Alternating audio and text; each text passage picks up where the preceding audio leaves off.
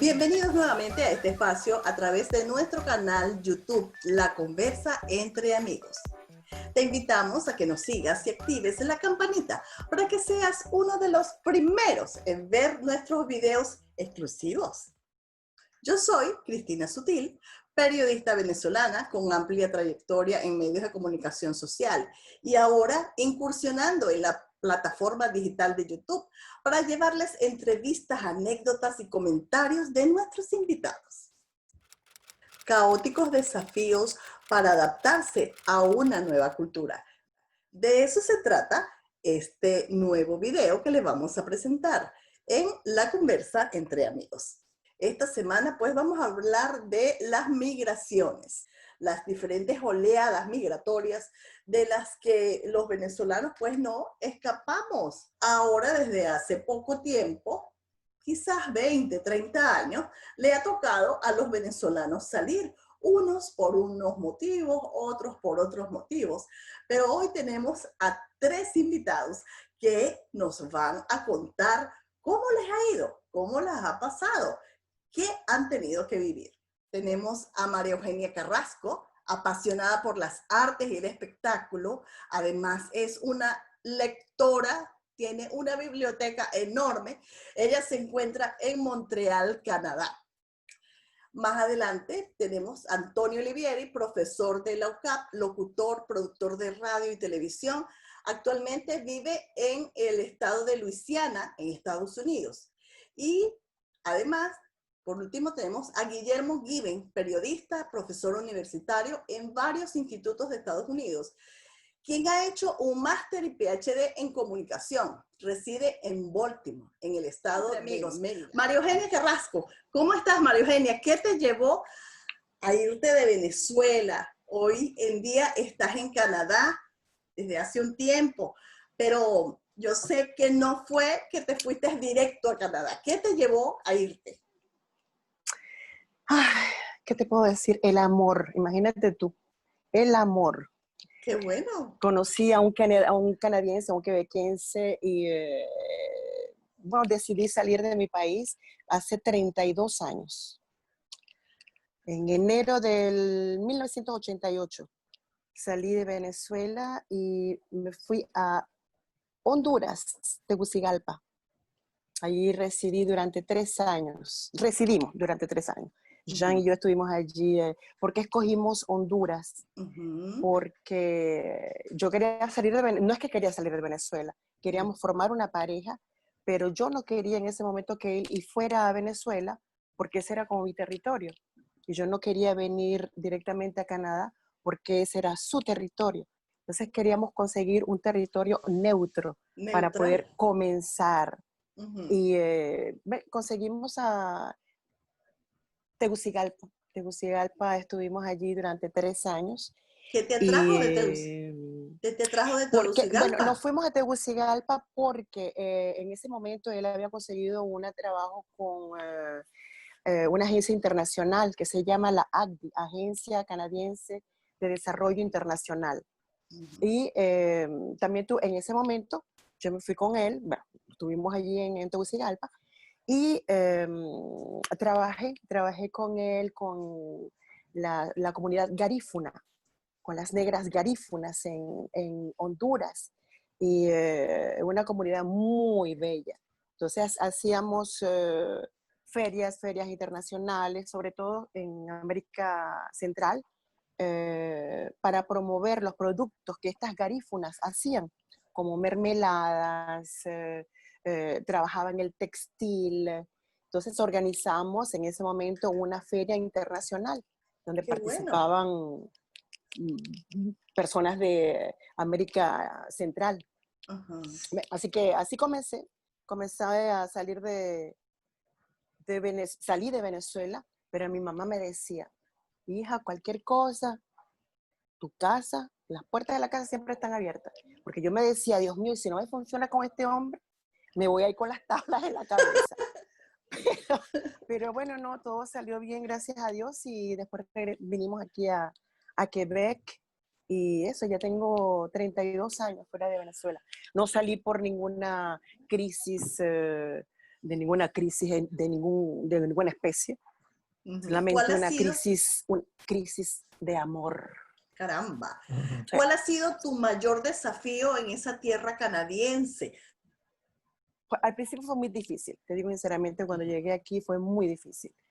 ¿Por qué? Porque yo en Caracas había aprendido en la Alianza Francesa, Ya tú el habías, francés, ya tenías algo de ya francés. tenía una base, Ujú. pero en Quebec, cuando tú llegas aquí, no tiene nada que ver con lo que aprendí en la Alianza Francesa. Tuve que volver como a recomenzar a estudiar, y lloré mucho al principio, pero ahora estoy feliz, feliz, feliz de haber llorado, porque no hay nadie que me niegue, ¿cómo se dice? No hay nadie que me pueda eh, o faltar el respeto o decirme algo que no convenga, porque lo entiendo todo. Ujú. Pero estoy bien contenta, estoy muy feliz, realmente no me puedo quejar, yo digo, ¿qué puedo pedirle a la vida? Estoy bien instalada, mis hijos están bien, mis hijos ellos sí hablan los 3 idiomas, como dice, fluently, Perfecto. eh, perfectamente. Yo, Ok. mi francés es excelente, mi español, por supuesto, bien. Eh, es el en inglés, porque cuando llegué aquí, eh, todo el mundo, la gran mayoría en Montreal se te acercan y hablan en inglés, ¿ok? Ujú. Aquí es bilingüe, tienes que hablar inglés y francés. Pero yo quería hablar el francés, yo quería hablar el francés. Entonces trataba en lo posible de no mezclarme con la gente que hablaba en inglés. Desafortunadamente, yo digo desafortunadamente, al principio tampoco estaba mucho con latinos, Ujú. porque no quería estar como en un gueto, ¿ok? Yo quería integrarme a la cultura quebequense, a la cultura, cuando digo que la cultura es a todo nivel, en el idioma, en la comida, en los olores, en cómo ven ellos la vida completamente diferente, porque tienen las 4 estaciones, y eso, Ujú. cuando tenemos Nosotros, 4 estaciones, es otra cosa. nosotros en Venezuela no estábamos acostumbrados, o no estamos acostumbrados a 4 estaciones. Tenemos dos. No, 2. Pero Ajá. tenemos aquí las 4, tenemos bien Es- marcadas. Bueno, Bien últimamente están menos marcadas. marcadas con el cambio climático, están menos marcadas, Ujú. pero acostumbrarse, o sea, acostumbrarse a eso, y wow, Sí. gran aprendizaje, gran aprendizaje. ¿Tus metas las cumpliste? ¿Sientes que en este tiempo que has estado fuera de Venezuela, aunque yo sé que todo venezolano no se va por completo, sino que siempre tienes familias, tienes amigos, tienes mucha gente, porque pues ahí uno se crió, y entonces te queda, has ido y has venido, dijiste que habías ido, que habías regresado por 3 años a Venezuela, pero Ujú. ¿sientes que has logrado lo que, tu sueño? ¿Cuál era ¿Qué tu cosa? Yo, sueño? no, ¿qué cosa? Yo nunca, de soñar, Ujú, soñar, nunca, no, he tenido ciertas metas, pero el gran sueño, no, estoy realmente satisfecha de mi vida, lo que hice, lo que hago y lo que me queda por hacer. ujú, Eh, lo más importante para mí ha sido, creo que es mi crecimiento personal. Eso al principio, bueno, porque yo estaba joven y es el crecimiento personal, ¿y qué es eso? Ahora no, ahora con la edad estoy en el momento presente y lo disfruto, ujú. y estoy en mi X, como dicen. Eh, doy gracias a la vida de todo lo que tengo, y lo aprecio, simplemente lo aprecio, no pido más, realmente. En tu parte profesional, tú eres Sí, periodista, yo te sí. hice en el Universal las Las pasantías, tú pasantías, te sí. fuiste, te fuiste de vacaciones y me quedó a mí hacer las pasantías en las páginas Sí, sociales, y yo me iba pero para todas las fiestas, chama. Yo estaba sí, yo sé, pero yo no podía ir. Yo podía irme para todas esas fiestas. Eran como que las mismas periodistas en las mismas carreras, pero ¿cómo es? Las cosas no son iguales. Tú podías ir a tus No. fiestas, yo no podía, no quería, no tenía esa afición fiestera, ni tampoco tenía tiempo para eso. Ya tenía yo mi Pero bueno, hija es que en pequeña. aquella época las reseñas sociales, Dios mío, Ajá, todo el mundo quería estar en el Universal con la... exactamente. Sí, ay, ay, ay, Dios mío, las bodas, los nacimientos, así todo Todo los pomposo. reyes. Sí, sí, sí, sí, sí. Y cuando hiciste este cambio que te fuiste a otro país, ¿pudiste hacer algo con tu profesión? ¿Te Sí, costó como te mucho? dije, en Honduras sí tuve la oportunidad, como te digo, de, de trabajar como profesional, Ujú, haciendo esta feria internacional, haciendo revistas para las comunidades garífunas. ujú. Y ya cuando llegué aquí a Quebec, ahí sí fue un poquito más difícil la cosa. Ahí se me el arroz con mango se me empezó a poner un A poquito más pegar, duro. a pegar. Sí, se me puso a pegar. Porque el idioma fue bien difícil, ¿ok? Para Ujú, poder... por eso yo quería integrarme realmente en la cultura quebequense. Y entonces al principio lo que hice fue dar clases de español. Di ujú. clases de español a los quebequenses, a los de habla francesa, y ahora últimamente estoy en Mm. la educación con niños de preescolar. Y es una comunicación, siempre es una, creo que estoy en mi vía, ¿no? Es una Mm. parte de... Y sigo, por supuesto, que mis amigos aquí en Montreal, en Longueuil y en Brossard y todas estas partes aquí cerca que me llaman, me dicen, María Eugenia, y entonces, ¿qué es lo que hay nuevo en Montreal? ¿Qué es lo que tenemos que ir a ver? O, porque Porque te siempre has estoy convertido pendiente. como una guía Sí, turística y cultural. sí, porque les encanta, y me meto por las fotos donde se consiguen las mejores fotos, las piezas de teatro, porque hay poco en Ujú, español, desafortunadamente hay poco, últimamente mucho menos. ujú. Pero sí hay venezolanos como José Navas, un bailarín extraordinario, extraordinario. Y bueno, cuando puedo, le echo un ring a José Nava y mira, tienes unas entraditas por allí para llevarme una gente, ¿no? Unas personas Mm. y ver el talento que tiene, el talento. Bueno, muchas gracias, María Eugenia, que de verdad que es sensacional. Falta tiempo para que nos hables de todas las cosas que estás haciendo, porque sé que sigues por ahí trabajando muy poco a poco, como decimos en Venezuela. Pero ahora vamos a darle el pase, como el tiempo siempre es oro, vamos a darle el pase a nuestro profesor Antonio Olivieri. Él es egresado de la Universidad Católica también, igual que nosotros, pero él fue profesor de comunicación social y pues yo recuerdo que él ha estado en muchas cosas, moviéndose en un montón de partes. Periodista, he trabajado en televisión, en radio, y recuerdo haber escuchado sus programas de radio en la mañana, cuando hablaba en Kiss FM, aquello era un bochinche. Ese señor, hay que estar pendiente de él, pero es muy divertido. ¿Cómo estás, Antonio? Muy bien. Debo decir que yo soy el ejemplo contrario a los que emigraron sufriendo. Ajá. Yo, afortunadamente, emigré gozando, porque mi emigración de Venezuela fue totalmente planeada, fue producto de un descubrimiento. Yo a tiempo descubrí que el sistema democrático venezolano entraría en una crisis muy grave. Nunca pensé en la década de los 90 que sería tan grave como terminó siendo al final. Qué Pero bolita mágica tenías que te avisó todo eso. mi vida toda ha sido la toma de decisiones muy dramáticas. Yo era un católico, pero tan fanático que hablaba personalmente con la Virgen María casi todos los días. De allí pasé, gracias a los satélites soviéticos Sputnik, a ser un comunista. Y entonces durante mi bachillerato fui comunista al punto que mi decisión vocacional fue ser médico como el Che Guevara. Entonces comencé a estudiar medicina.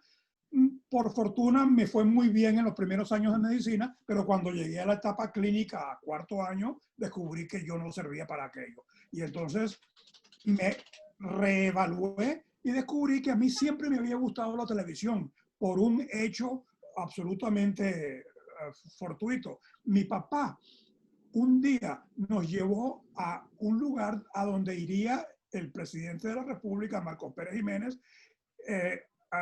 en el cerro que queda al sur de la ciudad universitaria de Caracas, que era el llamado Cerro Marín, limítrofe con lo que ahora es la Charneca. Y allí se había instalado la estación televisora nacional que hizo su primera transmisión con la presencia de Pérez Jiménez, y entonces mi papá, como estaba enterado, pues nos llevó a que viéramos a Pérez Jiménez haciendo algo. Yo vi la primera transmisión de televisión mucho antes de ver un televisor funcionando. Días después, cuando vi un televisor, descubrí que lo que se había hecho en aquella ocasión, con unos cajones, con trípode y esa cosa, era hacer televisión, y me interesó enormemente, y desde niñito comencé a jugar. En vez de jugar con soldaditos de plomo, yo jugaba con camaritas de plomo. En algún momento me conecté con el mundo de la farándula y la televisión, porque también gracias a mi padre, él me había enseñado a hablar como el Pato Donald, que en Venezuela tenía una representación debido a que Disney registró todos esos personajes. Había alguien que hablaba como el Pato Donald, pero decidió ponerle el nombre del Pato Pascual. Hola, amiguitos, ¿cómo están?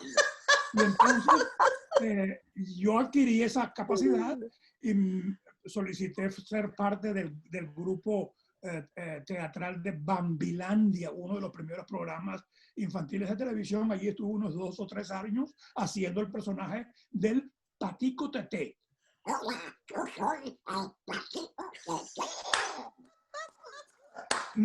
Estuve haciendo televisión, me hice comunista después, estudié medicina, y cuando descubrí que ni servía para médico, ni servía para comunista, pues entonces me reevalué y fui a estudiar comunicación social, periodismo se llamaba entonces. Yo comencé en la 5ª promoción de la escuela, que era todavía con 4 años, y allí me gradué. Afortunadamente me gustaba tanto eso que todas las materias me resultaron muy fáciles, y obtuve una condición de summa cum laude en la escuela. Summa cum laude, o sea, todas las materias con 19 y 20. En 2 de los 4 años tuve todas las materias con 20.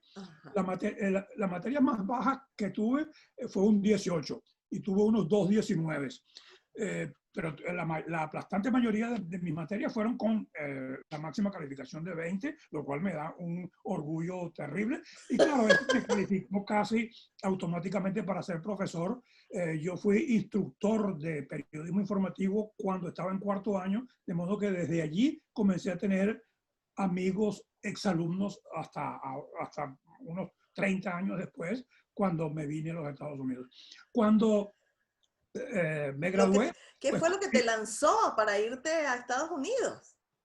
Bueno, yo hice en Venezuela relaciones públicas, publicidad, radio, televisión, hice esto. Y afines.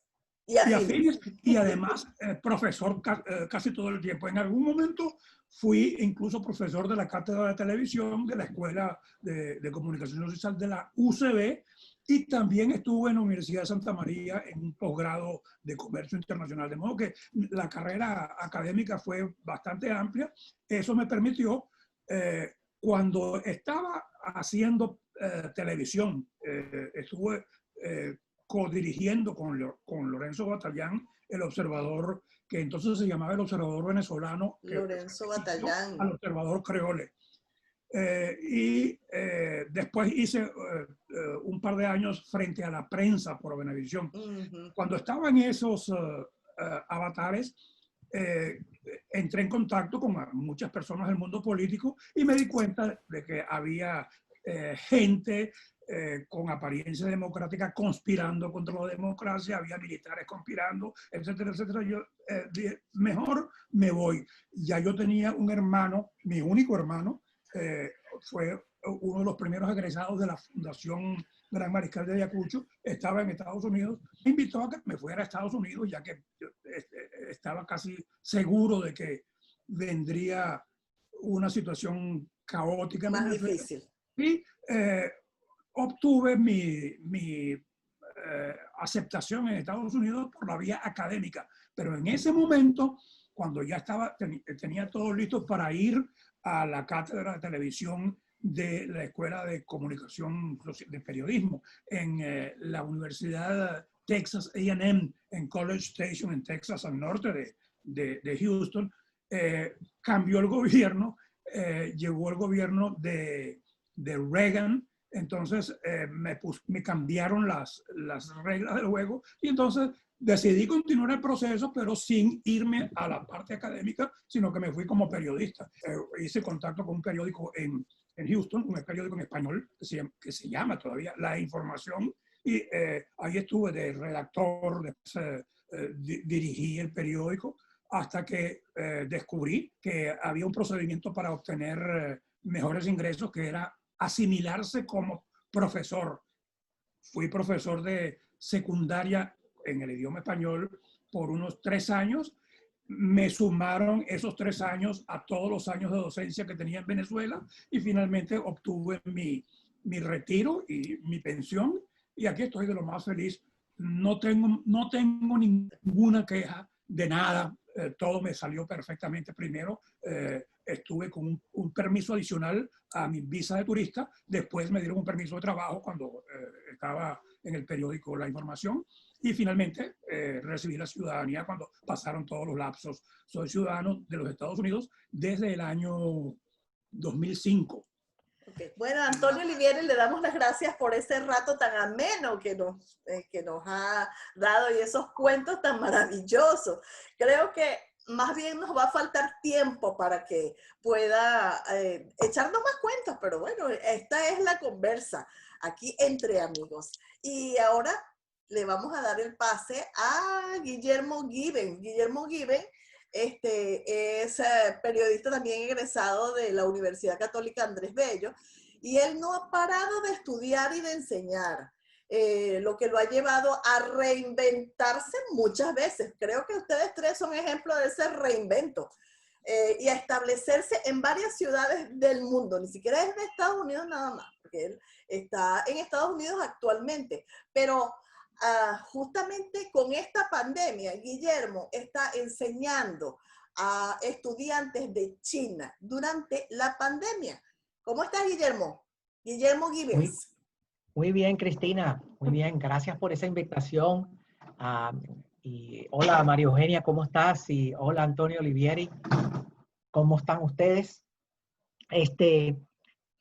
Bueno, sí, yo he sido una persona que he tenido que hacer un reinvento total. Lo he hecho con mucho gusto.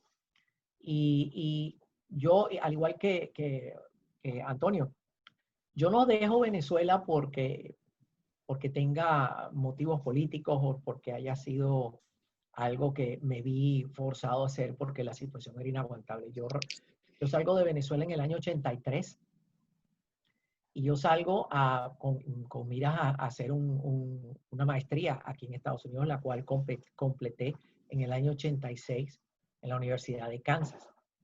Por cierto, que en la Universidad de Kansas había una colonia de estudiantes venezolanos inmensa, porque éramos muchísimos por el Gran Mariscal de Ayacucho. Había como más o menos 180 estudiantes venezolanos. Esa creo que fue una época de oro, ¿no? Para los estudiantes y para los venezolanos que pudieron salir a hacer especializaciones incluso. Omaira y yo, cuando comenzamos en Kansas City, en el año 83, 84, nosotros fundamos, bueno, de nuevo, la cuestión de meterse, integrarse. Nosotros fundamos en Kansas City, se llama The Venezuela Club of Kansas City. Entonces, en ese club, nosotros hicimos una gran cantidad de actividades culturales y todo eso. Y bueno, resulta que nosotros terminamos formando una familia, un grupo de danzas venezolanas de joropo. Bailábamos mi esposa y yo y nuestros 3 hijos. Se llamaba The Gibbons Family. Entonces, a nosotros nos invitaron a sitios increíbles de otros estados a bailar. Bueno, y lo que más les cuento es lo siguiente. El consulado de Venezuela, en esa época estaba Carlos Andrés Pérez, de la presidente. El consulado de Venezuela supo de eso, entonces nos invitó a que fuéramos a bailar el 5 de julio en Houston de ese año.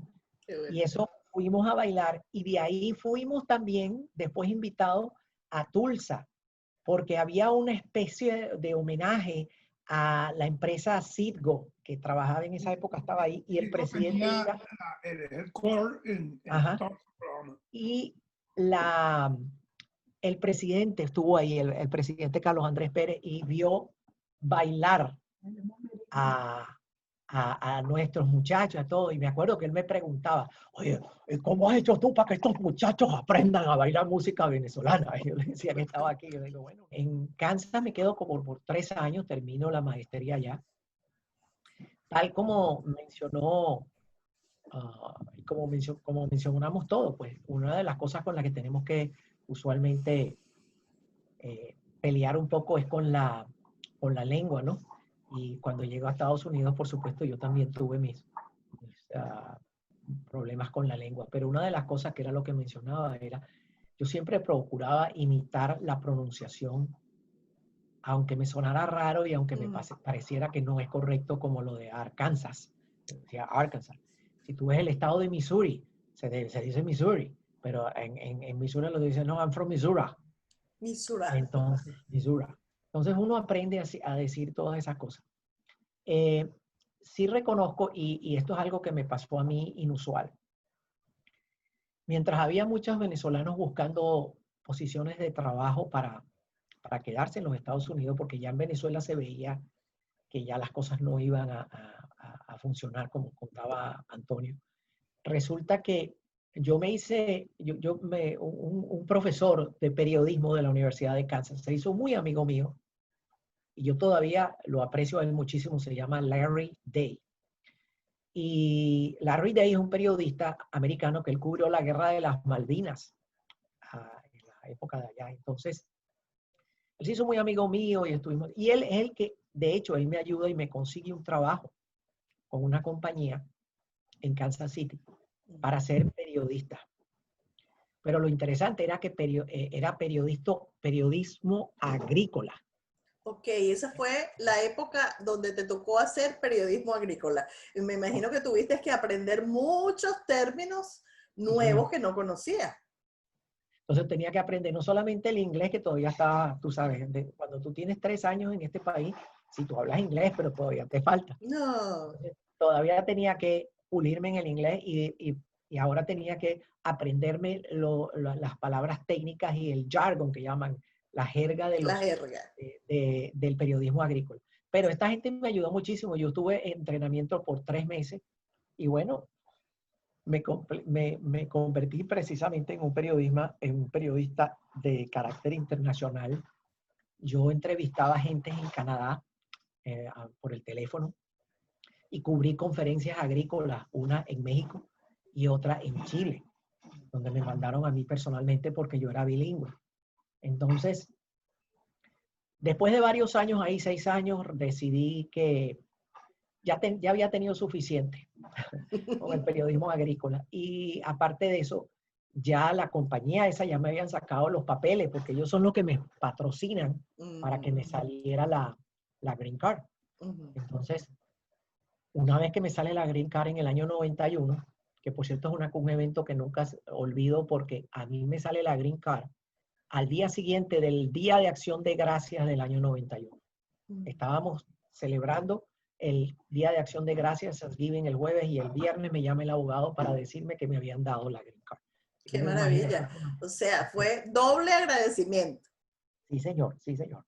Y se veía por primera vez que podíamos volver a ir a Venezuela, porque ya teníamos 6 años que íbamos a Venezuela, porque mi abogado de inmigración, él me dijo a mí, mira, es mejor cuando tú estés haciendo este papeleo que estamos haciendo. Mi abogado me decía, no salgas, porque tú nunca sabes cuándo te vas a encontrar, cuando vengas de regreso, en la entrada de los Estados Unidos, un agente de inmigración que te puede pasar un mal rato. Y te la hacen pasar. Y a mí me pasó eso en México, una vez que estuve cubriendo una convención allá. A mí me pasó. Yo tuve que cruzar la frontera en Tijuana, porque no pude volar de nuevo a los Estados Unidos, precisamente porque un Por tipo de cuestión de papeles. cuestiones de papeles. Ah, Bueno, caramba. pero gracias a Dios yo pude entrar y todo, perfecto, y seguí aquí. Me retiré de ese trabajo, me voy de nuevo me puse a trabajar como profesor en una universidad en Missouri por un año y dictaba clases de periodismo. Y fue ahí cuando verdaderamente descubrí esa nueva vocación, me gustó la independencia, me gustó todo lo que se puede hacer con eso y decidí de nuevo volver a la universidad. Y como Voy, profesor. ajá, no, Ujú. ya a estudiar el doctorado. Ok, Todavía no tengo el doctorado. ok. Entonces, Tú tienes un doctorado, tienes un PhD, ¿no? Tienes es el un... mismo, el doctorado y el PhD. ¿Cuánto has estudiado, Guillermo? Bueno, fueron 3 años de la maestría y después fueron 5 años de doctorado. Ok. O sea que Y, sí, yo me he tirado mis cuantos años estudiando y, Qué divino. y bueno, sí, y ya ahí sí, con el doctorado se me abrieron las puertas de la educación. Como dice Antonio, esa es una puerta para entrar a los Estados Unidos, sí es. Tú estudias, te sacas un doctorado, una maestría, te haces profesor y se te abren muchísimas puertas, porque muchas universidades les gusta emplear profesores de diferentes países para crear más diversidad.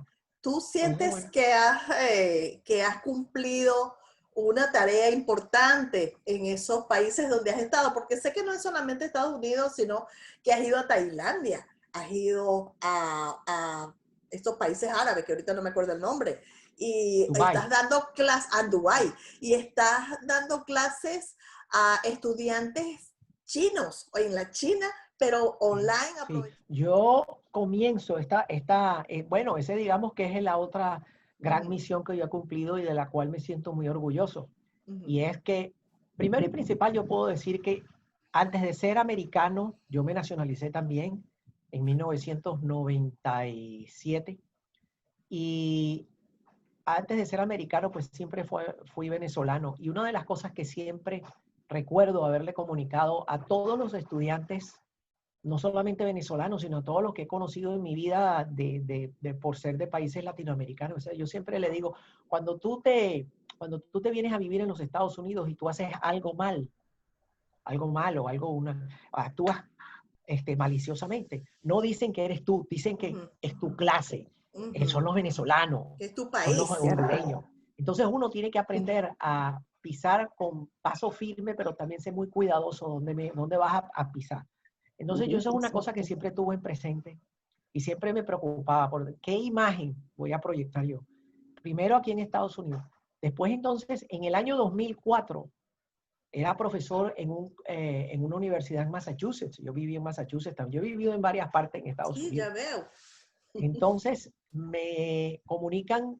se comunica una universidad de Tailandia de que querían ver si yo podía llegar a irme allá a enseñar unos cursos durante la época que no estoy enseñando en Estados Unidos, o sea, en el verano y en diciembre, en el Invierno. Christmas break. Total que bueno, empecé a ir a Tailandia y yo he estado yendo a Tailandia, ya son casi como 15, 16 años, Ujú. que yo voy siempre a dictar esas clases de, de comunicaciones, de diferentes áreas de comunicación. ¿Y cuál es la Entonces, bueno, materia? La materia exclusiva. ¿Tienes una materia específica que das bueno, en estas escuelas? no, indudablemente que una vez que tú sacas el PhD, Ujú. ya el PhD en Communication Studies, en estudios de la comunicación, te capacita para dar clases en cualquier área que tú te sientas que puedes hacerlo. Yo, por ejemplo, no enseño televisión Pero yo sí puedo enseñar, por ejemplo, historia de la comunicación, historia de los medios, puedo enseñar comunicación intercultural, comunicación de masa, comunicación interpersonal, fundamentos de la retórica, todo ese tipo de cosas. Entonces, esas universidades todas me llamaban para enseñar ese tipo de cursos de toda esa área. Yo estuve enseñando en un programa de maestría en Tailandia, también enseñé todo ese tipo de cursos. Y después, a raíz de eso, precisamente uno va conectándose con otras universidades, con otros profesores y empiezas a aumentar. Entonces, a raíz de eso empecé yo a expandirme. Y yo he estado dictando clases, yo he ido ya a dictar clases en China. Yo he estado en China. En Tailandia, como siempre, en China. En Vietnam, que fui y dicté un seminario en un fin de semana. Y también he estado en Perú, en India también. Y, por supuesto, tuve la oportunidad de vivir un año en Dubái, porque resulta que aquí en Estados Unidos, en el año 2009, se produce una especie como de debacle económico y hubo un problema en la universidad que yo estaba también, entonces empezaron a cerrar las puertas. Ahí me salió el trabajo en Dubái y sin pensarlo dos veces, pues me fui. Y me fui a dictar. Allá dicté clases de lo que se llama comunicación para los negocios o business communication. O sea, y esa fue la que dicté clases allá por un año, hasta que de nuevo regreso aquí. Y entonces llego aquí al colegio donde estoy ahora, un colegio comunitario que se llama Community College of Baltimore County. Y aquí he estado desde hace 7 años. Bueno, felicitaciones a todos por ese trabajo que siguen haciendo y por enaltecer el orgullo venezolano en cualquier parte donde se encuentren, sea, bueno, en salones de clase, en bibliotecas, en sitios donde se haga teatro, donde se haga, en cualquier ámbito, siempre que estemos bien plantados. Muchas gracias entonces por acompañarnos. Nos encanta. Gracias a ti por invitarnos. Gracias, Cristina. Gracias, Cristina. Y un gran honor haber compartido la pantalla con María Eugenia y con Guillermo. Gracias. Bueno, y se nos acabó el tiempo. No tengo otra cosa que darles las gracias, sin duda, a ustedes, nuestros invitados, y a ustedes, nuestros YouTube televidentes. ¿Se llamará así? Bueno, a ustedes que nos están viendo desde el teléfono, desde la tableta, desde cualquier aparato digital que tenga una pantalla y se pueda conectar a YouTube, bueno, gracias por estar ahí. Recuerden darnos su like, seguirnos y activar esa campanita para que nosotros podamos seguir trabajando. Chao.